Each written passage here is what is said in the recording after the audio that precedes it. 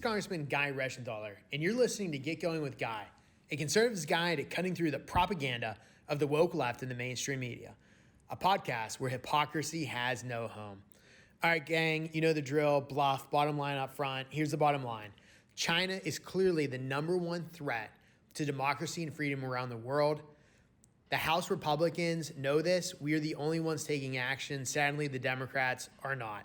If you remember last time, in the last podcast, we talked about the formation of the China Task Force, the nuts and bolts of that task force. If you're interested, go back to part one. This is a two-part series. Today, we're going to focus on what the China Task Force did and what we accomplished.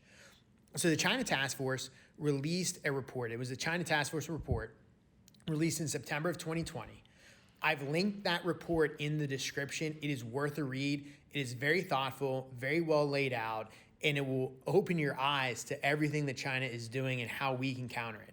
Now, before I get into the specifics, just know that 60% of all those recommendations you're going to find in that report are actually bipartisan.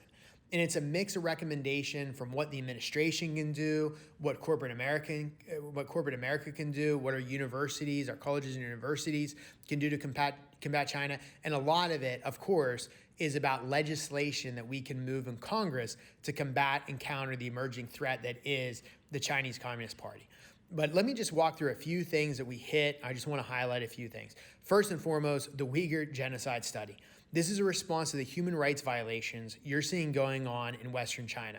It's alarming what's going on. The Democrats have done nothing to speak out against these atrocities. The Republicans have. It's in the report.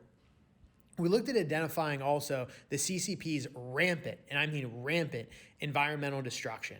Whenever you hear a Democrat or someone on the left criticizing the United States for environmental damage, there's no excuse for environmental damage, but what the Chinese are doing is truly atrocious. You need to take a look at it because it's laid out in the report. We also looked at improving the U.S. supply chain for critical materials. Remember, critical materials, rare earth elements, you need these things to make everything from a cell phone to a jet fighter plane. And China controls 80% of what we need in rare earth elements. That needs to be addressed immediately. We also looked at growing our defense budget by 3 to 5% and how to modernize our military. China is quickly growing their entire military, specifically their Navy.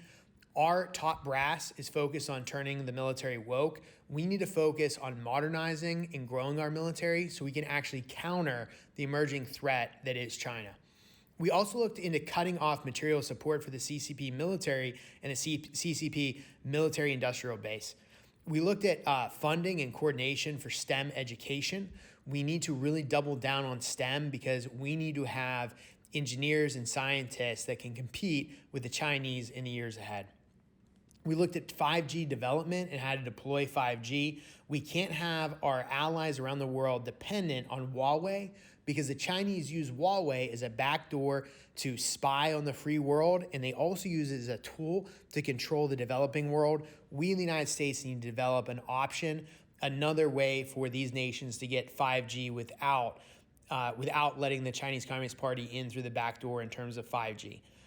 We looked at sanctioning the CCP and allied companies, basically divesting from CCP-run organizations. It's sickening to think that the thrift savings plan, the money that military workers and military personnel and federal workers use for retirement savings, some of that money is actually going to bankroll our adversaries in the Chinese Communist Party. That needs to be stopped. I'm working on a bill on just that point. We also need to deepen ties with Taiwan. I'm working on a bill with Senator Pat Toomey of Pennsylvania as well. But we also need to have stronger economic ties with allies in the region, Japan, the Philippines, India, Australia. If we can encircle China economically in the region and make sure our allies are not dependent on trade with China, it will help us confront China in the future. And lastly, we looked at advancing U.S. energy security to counter China. It's simple. The more energy we export in the United States, the stronger we are and the less beholden and reliant our allies are to nefarious actors such as China. All right, so that's what the report did. I encourage you to take a look. Again, it's linked to in the description. It's, to me, what's so alarming is that the Democrats did nothing to join on this task force. There's nothing alarming There's nothing that is radical in terms of our proposals. What is alarming is the fact that China is growing unchecked, and how bad China is with everything from growing their military to human rights violations to being geopolitical aggressors. It's all in that report, so take a look at it. I need to say this.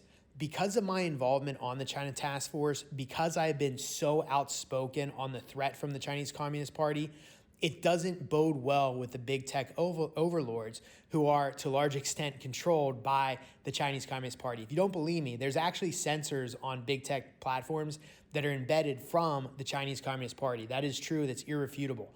So to get around my shadow ban, you have to subscribe, you have to rate, you have to like this podcast if you like this content, because big tech and by extension, the Chinese Communist Party will do nothing to help me advance this message and get the truth out there. All right, that's it for today, gang. I'll see you next time. As always, just call me Guy.